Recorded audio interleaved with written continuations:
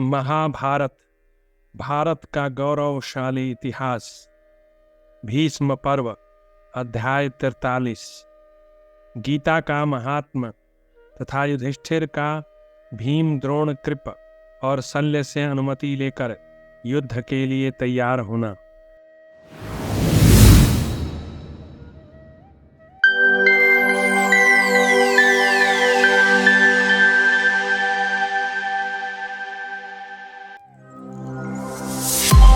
वैशंपायन जी कहते हैं, जन्मेजय, अन्य बहुत से शास्त्रों का संग्रह करने की क्या आवश्यकता है। गीता का ही अच्छी तरह से ज्ञान, श्रवण, कीर्तन, पठन पाठन, मनन धारण करना चाहिए, क्योंकि यह स्वयं पद्मनाभ भगवान के साक्षात मुख कमल से निकली है। गीता सर्वशास्त्रमयी है। भगवान श्री हरि सर्वदेवमय है। गंगा सर्वतीर्थमयी है और मनु सर्व वेदमय है। गीता, गंगा, गायत्री, गोविंद, इन ग-कार युक्त 4 नामों को हृदय में धारण कर लेने पर मनुष्य फिर इस संसार में जन्म नहीं होता। गीता, गंगा, गायत्री और गोविंद, इन ग-कार युक्त 4 नामों को हृदय में धारण कर लेने पर मनुष्य का फिर इस संसार में जन्म नहीं होता।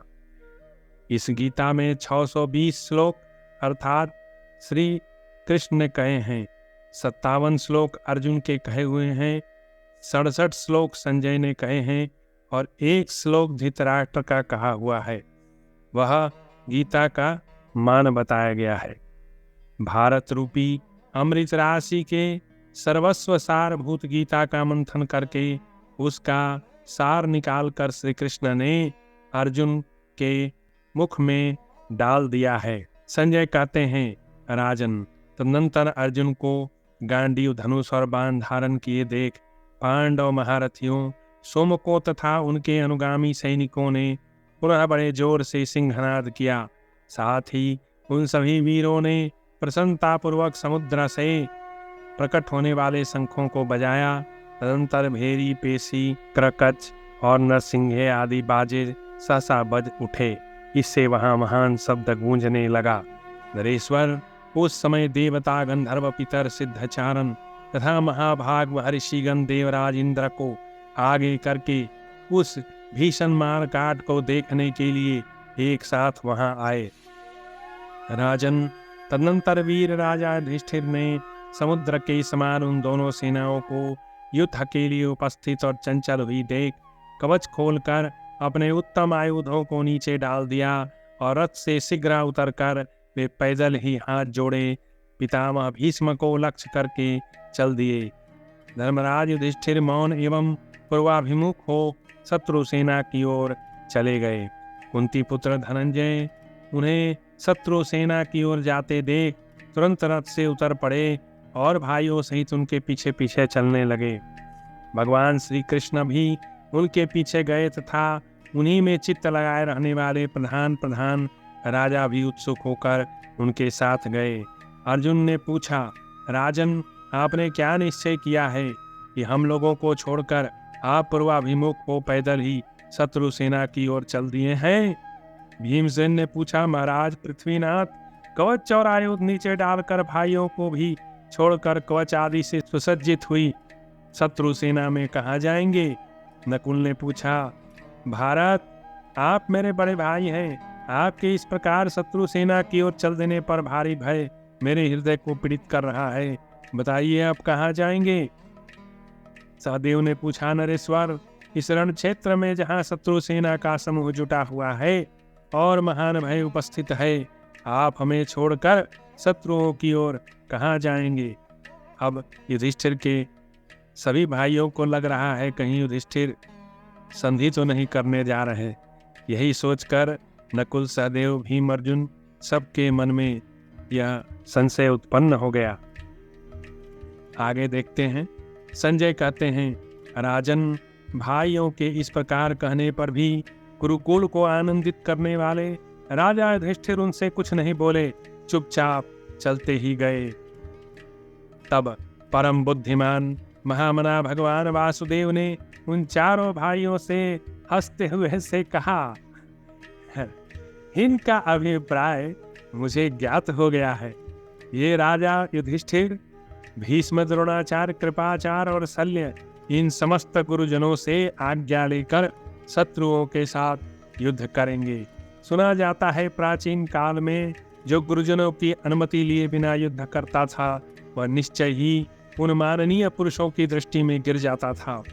जो शास्त्र की आज्ञा के अनुसार माननीय पुरुषों से आज्ञा लेकर युद्ध करता है उसकी उस युद्ध में अवश्य विजय होती है, ऐसा मेरा विश्वास है पार्थ। जब भगवान श्री कृष्ण ने ये बात कही उस समय दुर्योधन की सेना की ओर आते हुए युधिष्ठिर को सब लोग अपलक नेत्रों से देख रहे थे। कहीं महान हाहाकार हो रहा था और कहीं दूसरे लोग मुंह से एक शब्द भी न बोलकर चुप हो गए। युधिष्ठिर को दूर से ही देखकर दुर्योधन के सैनिक आपस में इस प्रकार बातचीत करने लगे, यह युधिष्ठिर तो अपने कुल का जीता जागता कलंक ही है। श्री कृष्ण एवं भाइयों सहित युधिष्ठिर का भीष्म को प्रणाम करके उनसे युद्ध के लिए आज्ञा मांगना।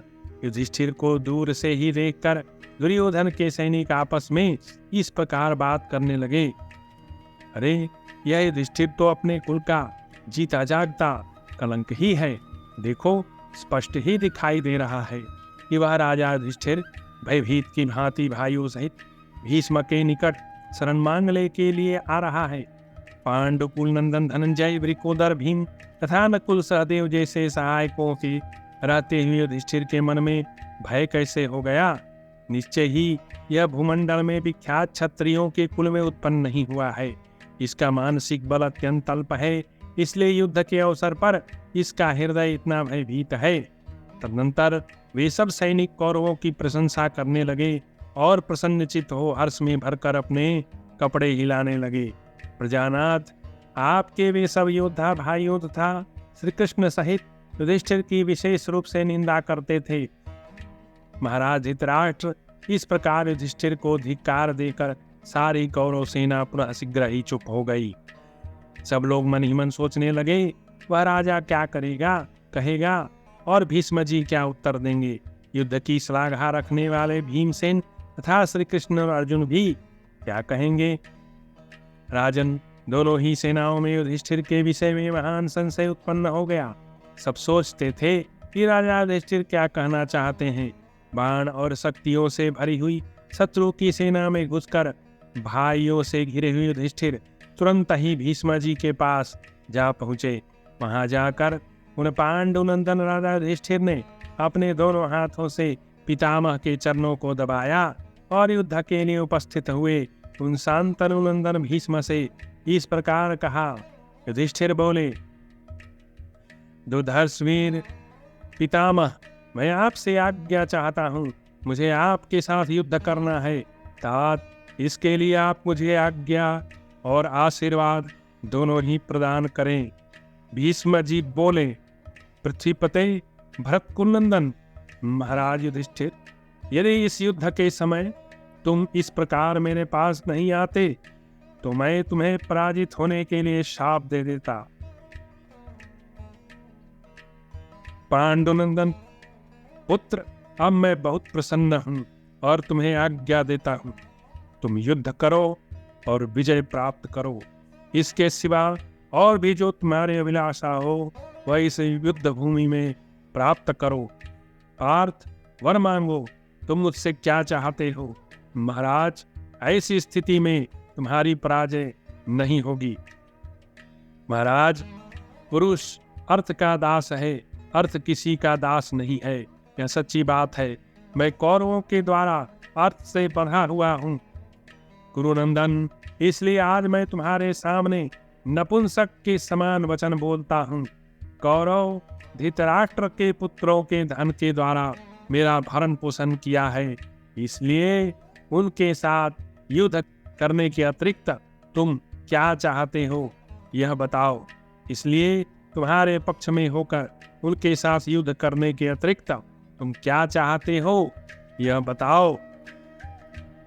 युधिष्ठिर बोले, महाबाहो, आप सदा मेरा हित चाहते हुए मुझे अच्छी सलाह दें और दुर्योधन के लिए युद्ध करें।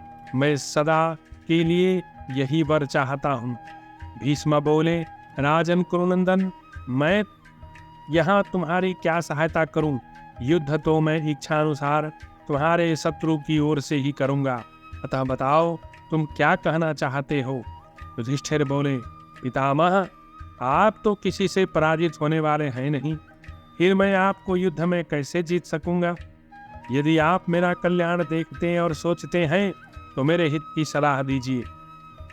भीष्म ने कहा, कुंती नंदन, मैं ऐसे किसी वीर को नहीं देखता जो संग्राम भूमि में युद्ध करके मुझे पराजित कर सके। युद्ध काल में कोई पुरुष साक्षात इंद्र ही क्यों न हो, मुझे नहीं परास्त कर सकता। युधिष्ठिर बोले, पितामह, आपको नमस्कार है, इसलिए अब मैं आपसे पूछता हूँ, आप युद्ध में शत्रुओं द्वारा अपने मारे जाने का उपाय बताइए। भीष्म बोले, बेटा, जो समर भूमि में मुझे जीत ले, ऐसे किसी वीर को मैं नहीं देखता हूँ। अभी मेरा मृत्यु काल भी नहीं आया, अतः अपने इस प्रश्न का उत्तर लेने के लिए फिर कभी आना। संजय बोले, कुरुनंदन, तदनंतर महाबाहो युधिष्ठिर ने भीष्म की आज्ञा को स्वीकार किया और पुनः उन्हें प्रणाम करके द्रोणाचार्य के रथ की ओर गए। सारी सेना देख रही थी और वे उसके बीच से होकर भाइयों सहित द्रोणाचार्य के पास जा पहुँचे। वहाँ राजा ने उनसे प्रणाम करके उनकी परिक्रमा की और उन दुर्जय वीर शिरोमणि से अपने हित की बात पूछी। युधिष्ठिर बोले, भगवान, मैं सलाह पूछता हूँ, इस प्रकार आपके साथ निरपराध एवं पाप रहित होकर युद्ध करूंगा। विप्रवर, आपकी आज्ञा से मैं समस्त शत्रुओं को किस प्रकार जीतूं?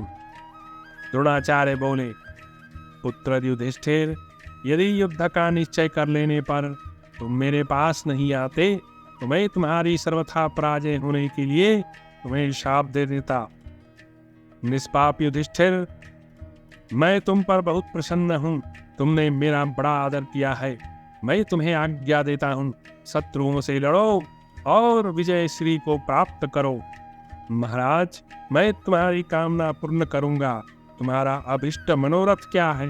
वर्तमान परिस्थिति में मैं तुम्हारी ओर से युद्ध तो नहीं कर सकता, उसे छोड़कर तुम बताओ क्या चाहते हो? पुरुष अर्थ का दास है, अर्थ किसी का दास नहीं। महाराज, यह सच्ची बात है। मैं कौरवों के द्वारा अर्थ से बंधा हूँ, इसलिए आज नपुंसक की तरह तुमसे पूछता हूँ कि तुम युद्ध के सिवा और क्या चाहते हो? मैं दुर्योधन के लिए युद्ध करूंगा, परंतु जीत तुम्हारी ही चाहूंगा। युधिष्ठिर बोले, ब्राह्मण, आप मेरी विजय चाहें और मेरे हित की सलाह देते रहें, युद्ध दुर्योधन की ओर से ही करें, यही वर मैंने आपसे मांगा है। द्रोणाचार्य ने कहा, राजन, तुम्हारी विजय तो निश्चित ही है, क्योंकि साक्षात श्री कृष्ण तुम्हारे मंत्री हैं। मैं तुम्हें आज्ञा देता हूँ, तुम युद्ध में शत्रुओं को उनके प्राणों से विमुख कर दोगे। जहाँ धर्म है वहाँ श्री कृष्ण है, जहाँ श्री कृष्ण है वहीं विजय है।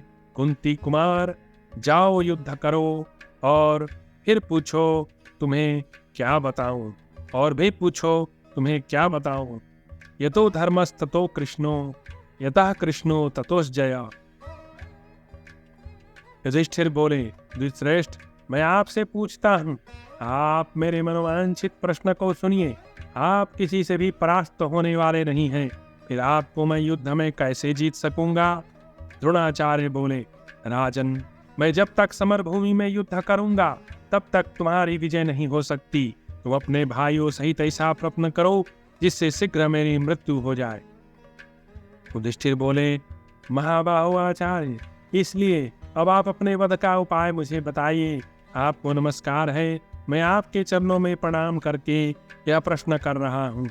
द्रोणाचार्य बोले, तात, जब मैं रथ पर बैठकर कुपित हो बाणों की वर्षा करते हुए युद्ध में संलग्न रहूं, उस समय जो मुझे मार सके ऐसे किसी शत्रु को नहीं देख रहा हूँ।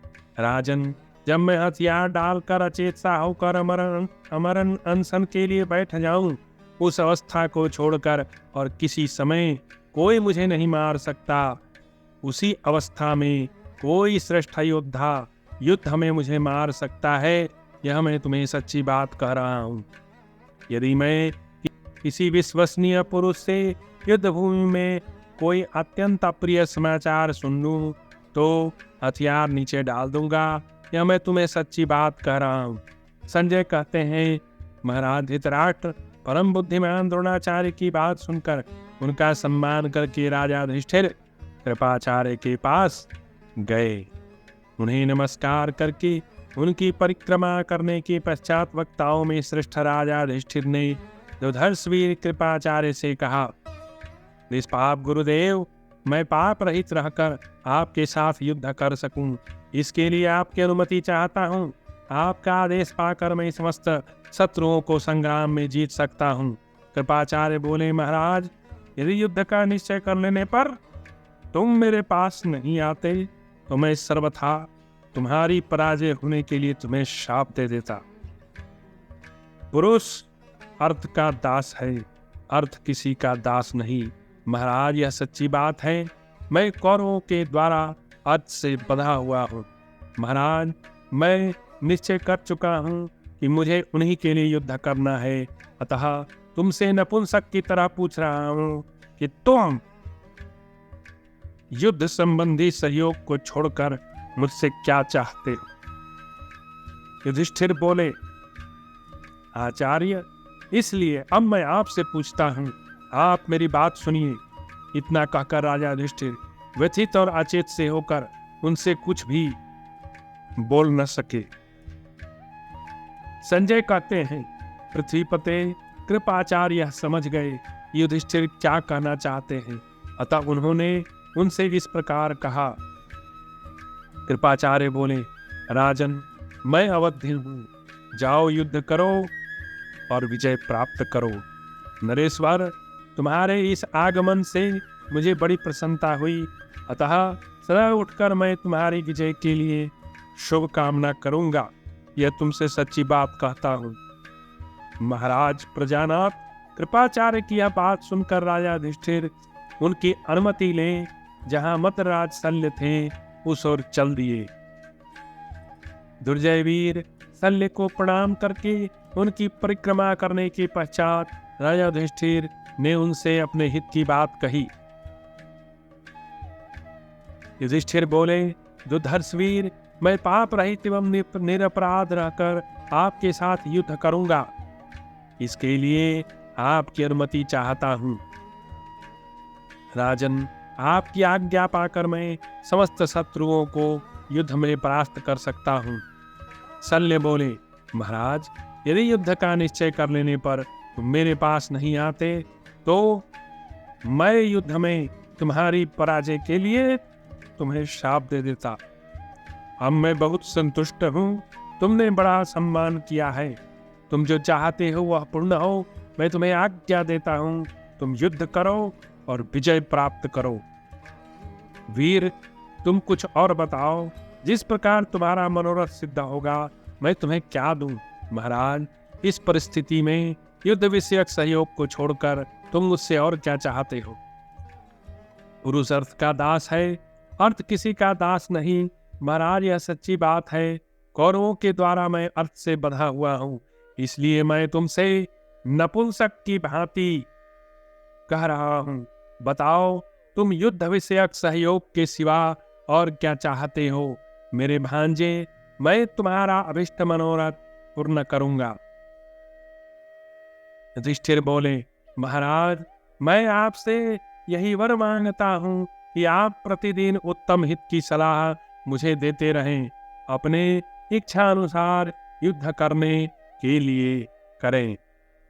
शल्य बोले, नृपश्रेष्ठ, बताओ, इस विषय में मैं तुम्हारी क्या सहायता करूं?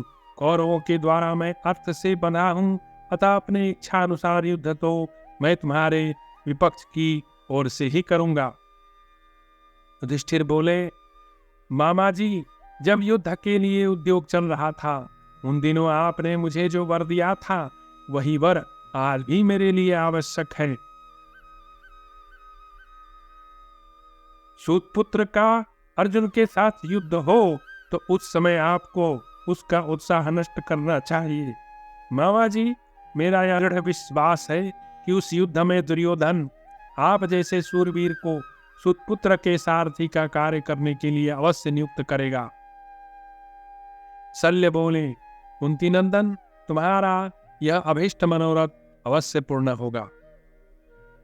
जाओ, निश्चिंत होकर युद्ध करो। मैं तुम्हारे वचन का पालन करने की प्रतिज्ञा करता हूं। संजय कहते हैं, राजन, इस प्रकार अपने मामा मद्रराज शल्य की अनुमति लेकर भाइयों से घिरे हुए कुंती पुत्र युधिष्ठिर उस विशाल सेना से बाहर निकल गए।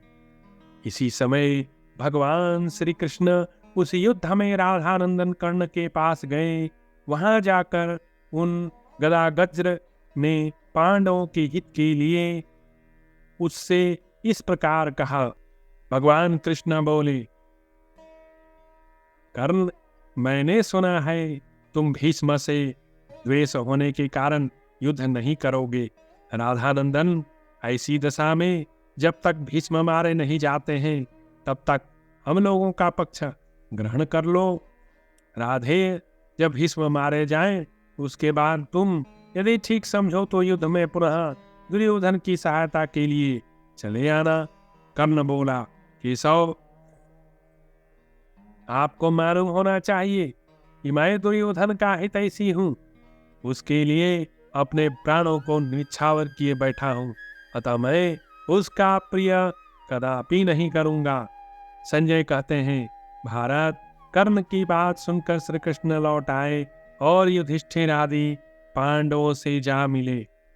तदनंतर ज्येष्ठ पांडव युधिष्ठिर ने सेना के बीच में खड़े होकर पुकारा, जो कोई वीर सहायता के लिए हमारे पक्ष में आना स्वीकार करे उसे मैं भी स्वीकार करूंगा। उस समय आपके पुत्र युयुत्सु ने पांडवों की ओर देखकर प्रसन्न चित्त हो धर्मराज कुंती पुत्र युधिष्ठिर से इस प्रकार कहा। युयुत्सु बोला, महाराज, निष्पाप नरेश, यदि आप मुझे स्वीकार करें तो मैं आप लोगों के लिए युद्ध में धृतराष्ट्र के पुत्रों से युद्ध करूंगा। युधिष्ठिर बोले, युयुत्सु, आओ आओ, हम सब लोग मिलकर तुम्हारे इन मूर्ख भाइयों से युद्ध करेंगे। यह बात हम और भगवान श्री कृष्ण सभी कह रहे हैं। महाबाहो, मैं तुम्हें स्वीकार करता हूँ, तुम मेरे लिए युद्ध करो। राजा धृतराष्ट्र की वंश परंपरा तथा पिंडोदक क्रिया तुम पर ही अवलंबित दिखाई देती है। महातेजस्वी राजकुमार, हम तुम्हें अपनाते हैं, तुम भी हमें स्वीकार करो। अत्यंत क्रोधी दुर्बुद्धि दुर्योधन अब इस संसार में जीवित नहीं रहेगा।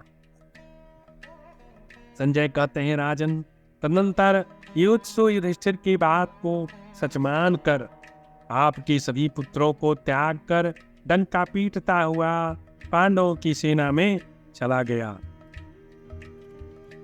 वह दुर्योधन के पाप कर्म की निंदा करता हुआ युद्ध का निश्चय करके पांडवों के साथ उन्हीं की सेना में रहने लगा। तदनंतर राजा युधिष्ठिर ने भाइयों सहित अत्यंत प्रसन्न हो सोने का बना हुआ चमकीला कवच धारण किया। फिर वे सभी श्रेष्ठ पुरुष अपने अपने रथ पर आरूढ़ हुए। इसके बाद उन्होंने पुनः शत्रुओं के मुकाबलों में पहले की भांति ही अपनी सेना की व्यूह रचना की। उन श्रेष्ठ पुरुषों ने सैकड़ों दुंदुभियां और नगारे बजाए तथा अनेक प्रकार से सिंह गर्जनाएं की। पुरुष सिंह पांडवों को पुनः रथ पर बैठाए देख धृष्टद्युम्न आदि राजा बड़े प्रसन्न हुए। माननीय पुरुषों का सम्मान करने वाले पांडवों के उस गौरव को देखकर सब भूपाल उनकी बड़ी प्रशंसा करने लगे। सब राजा महात्मा पांडव के सौहार्द, कृपा भाव, समयोचित कर्तव्य के पालन तथा कुटुंबियों के प्रति परम दया भाव की चर्चा करने लगे। यशस्वी पांडवों के लिए सब ओर से उनकी स्तुति प्रशंसा से भरी हुई साधु साधु की बातें निकलती थी। उन्हें ऐसी पवित्र वाणी सुनने को मिलती थी जो मन हृदय के हर्ष को बढ़ाने वाली थी। वहाँ जिन जिन म्लेच्छों और आर्यों ने पांडवों का वह बर्ताव देखा तथा सुना, वे सब गदगद कंठ होकर रोने लगे। तदनंतर हर्ष में भरे हुए सभी मनस्वी पुरुषों ने सैकड़ों और हजारों बड़ी बड़ी भेरियों तथा गोदूध के समान श्वेत शंखों को बजाया। इस प्रकार श्री महाभारत भीष्म पर्व के अंतर्गत भीष्म वध पर्व में भीष्म आदि का समादर विषयक 43वां अध्याय पूरा हुआ।